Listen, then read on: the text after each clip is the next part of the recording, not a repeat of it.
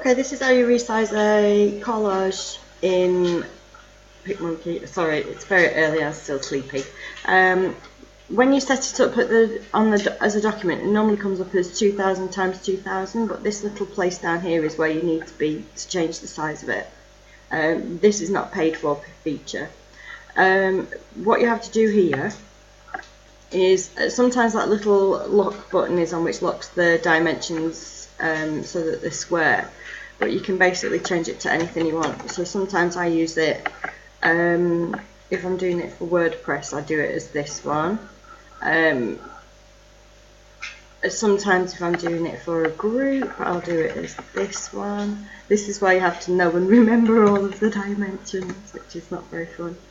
If you want to just let me open some of the photos. Let me just find some photos. This is where I'm messing about now.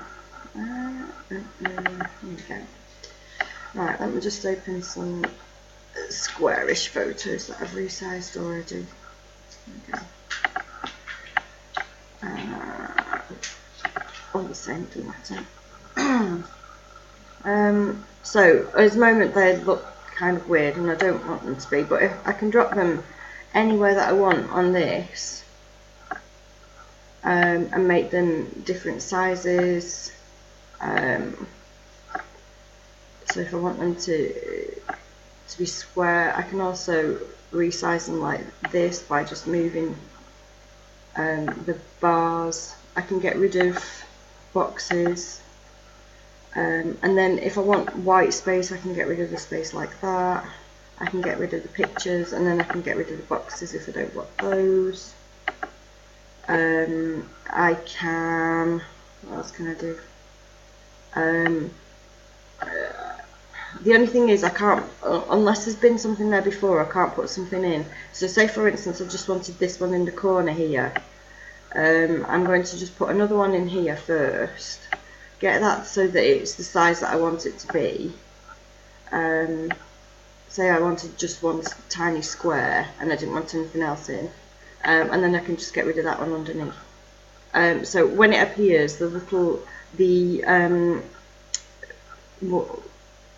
when I print it, or when I save it for a print, when I save it, the little bars around the little matching ants around the side are just going to disappear. I'm not going to show you that now, but they're obviously not there when I do anything with it. So that's how that basically works, and you can use some of the other layouts as well. You can change them in the middle as well, and a lot of these are free. The ones with the little crowns are the paid ones, but I quite often use that at Square Deal, but I use the cards as well.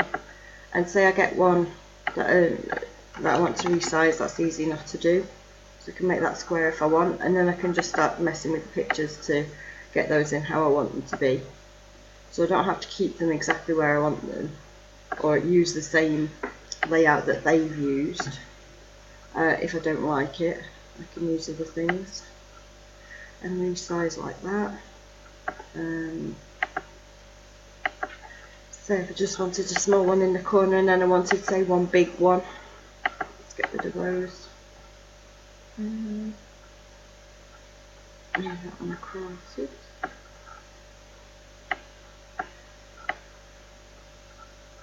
So I can just basically put them exactly where I want them to be. And if I do something silly, I can just get rid of it all.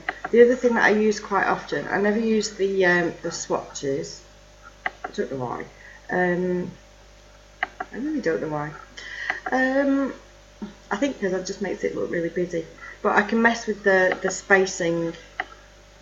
Let me just put some pictures back in. I'll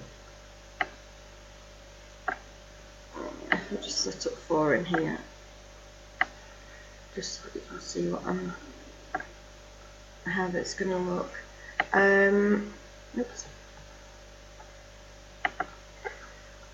On here I can make the spacing much bigger so that I've got much more white, which sometimes can look really nice, especially if I want to do some writing. in one of them, I can just have a tiny little one and put it exactly where I want, and then when I go to edit up here, I can edit it and put my writing wherever.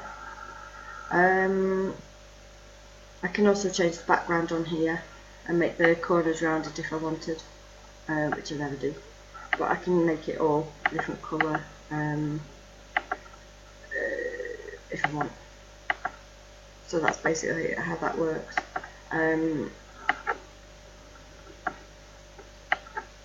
There we go. So I can put whatever I want where I want it, and I can change the size of it and make it square or make it rectangular. That looks bad. And if I don't like it, I can make them bigger or whatever. There we go. There we go. So that's basically how I do that. The other way that you can do it, if you just wanted one and you wanted to put some writing at the side here, another way that you can do it, not save that one, if you go to design, you can set up a canvas of any size that you want on resize. You just have to make sure that you clicked off clip proportions, otherwise it's going to be the exact same. And these are all free as well.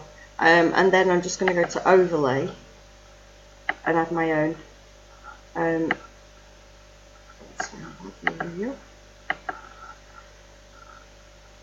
we go. And I can make that big, I can make it small, just have to resize like that. The only problem with it that I find, and PicMonkey is I think the only one that doesn't, there's no grid. So I never know that I've got it exactly where I want it to be, which I don't like. So I tend to only use that where I want one or two pictures, or where I don't want them to be even. But I've got a little trick, which is they've got like long straight things. Where are they? I'll take that. If I want another image on there, and I want it to be in the same place, I'm just going to put that line where I want them to be, and then kind of do it by eye. But you can rotate that as well. So if I want to make sure that they were straight vertically as well as horizontally, I can do that. Just straighten that. So for instance, on the eggs and the new poster, that's how I did that.